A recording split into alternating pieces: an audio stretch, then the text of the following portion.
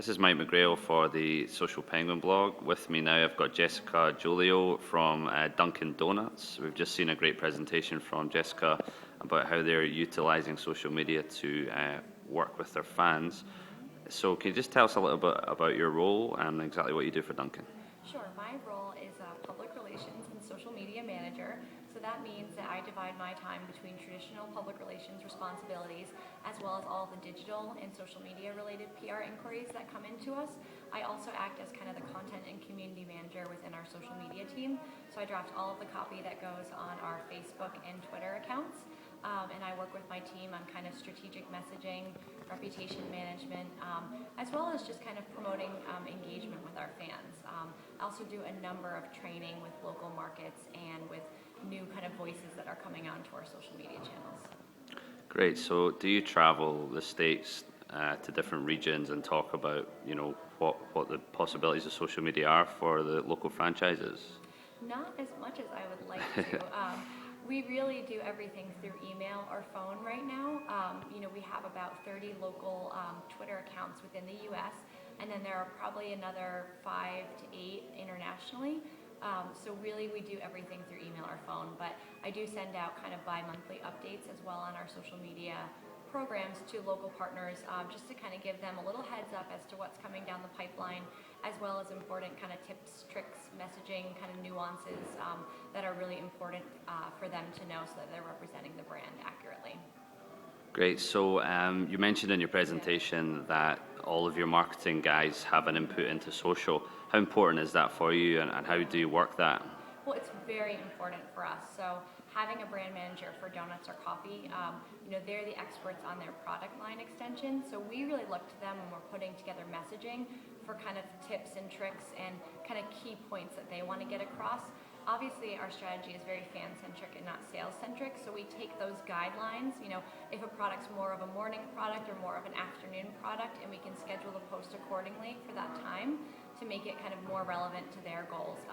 And then we also, just in terms of feedback and achieving their business goals, that's important to us, but what's really the most important to us is our fans, and we want to put that post out for the brand marketing person, for coffee, get the feedback on it, and also tee it back up to them so they can see, here's the messages they want to get out, but here's what the fans are asking, and can we produce some content in the future that really supports them as well, and make sure that it's kind of achieving what they need to know, because they come to Dunkin and they're a fan of Dunkin because they want to learn something from us.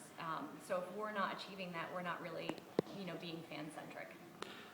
Good stuff. So you've clearly got massively passionate fans. Can We it do. get a little bit overwhelming, sometimes how you can't possibly respond to every time Yeah. someone says, I love Dunkin' coffee.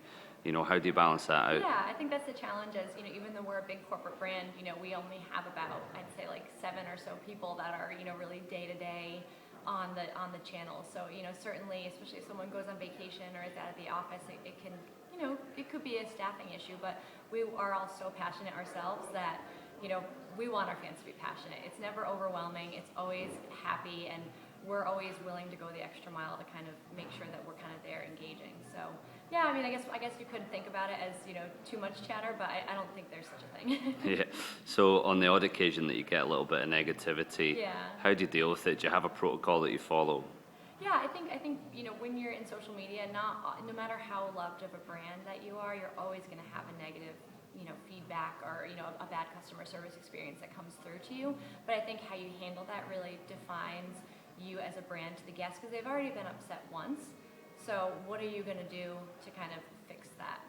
We do have a process in terms of customer service issues. Our customer service team sits with us on Facebook and Twitter each and every day to help us monitor, respond, and kind of take the conversation offline to get them on the phone, to really kind of get to the root of the issue, resolve it, and also provide that important feedback to the field, because the store level that it happened at, we need to make sure that they're aware of what happened. So we do have reports, procedure for that, and then also other kind of frequently asked questions that might fall more in the negative realm. We certainly have addressed for that as well, but we really try and keep it as fresh and conversational as well versus just cutting and pasting a response. So we make sure our team has all the guidance on how to respond, but we really want them to respond kind of within the most natural voice possible. Great. Certainly a nice approach. So Yeah. you launched the first Dunkin' Donuts blog. I did. It's one of the first things you did. Yeah. Obviously, the Social Penguin blog, I'm a passionate blogger. I Yeah. really believe in the power of a blog. What does that offer you guys that the likes of Facebook and Twitter don't?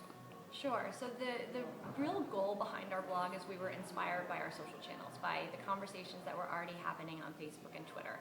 And we thought, we're getting a lot of questions, we're getting a lot of interest in products and campaigns. How can we take those conversations and put them in a blog and expand upon them? So really eliminating the character counts that you find in Facebook and Twitter and giving fans that news you can use element that they're looking for. Whether it's a recipe from our culinary team, because you can actually take Dunkin' Donuts products and bring them home and make like a coffee vinaigrette for your salad. Things like that are really simple that a fan might not know about, that we can actually take that blog entry and push it through to Facebook to kind of encourage that collaboration. It also helps when you launch a new product like our Dunkin' Donuts K-Cup packs that are going to have tons of questions. How much do they cost? Where can I find them? Really, in a forum that, with Twitter, it might be hard to answer all of those questions in one tweet, but you can actually answer all of them in a blog entry. So I guess to recap to you, it serves a business need by, being able to give us that extra character count that we don't have on those social channels. It allows us to show different sides of our business that we can't always show on our social channels. We don't have a place on our website for recipes to live from our chef. We now do through our blog. So that, and as well as just sharing great fan stories. We really didn't have a place for that before either. But now we can actually tell a great story of something that happened in our restaurant, like a couple that got married in a Dunkin' Donuts. Something that you might not put a press release out on, but Yeah. you can actually use in a blog. So there's, I could go on. There's a lot more reasons, but we see it as a great content opportunity for us and just, really being more of a storyteller for the brand. That's great. Thanks Yeah. very much. So why don't you tell us where we can find you personally online and Dunkin' Sure. Donuts? So you can find me personally online at Savvy Bostonian, SAVVY Bostonian. And then I tweet on behalf of Dunkin' Donuts, which is at Dunkin' Donuts. I'm JG, so you can see if I'm on that day. And then you can also follow us on Facebook for Dunkin' Donuts. So thank you. Thanks very much. Bye-bye. Okay.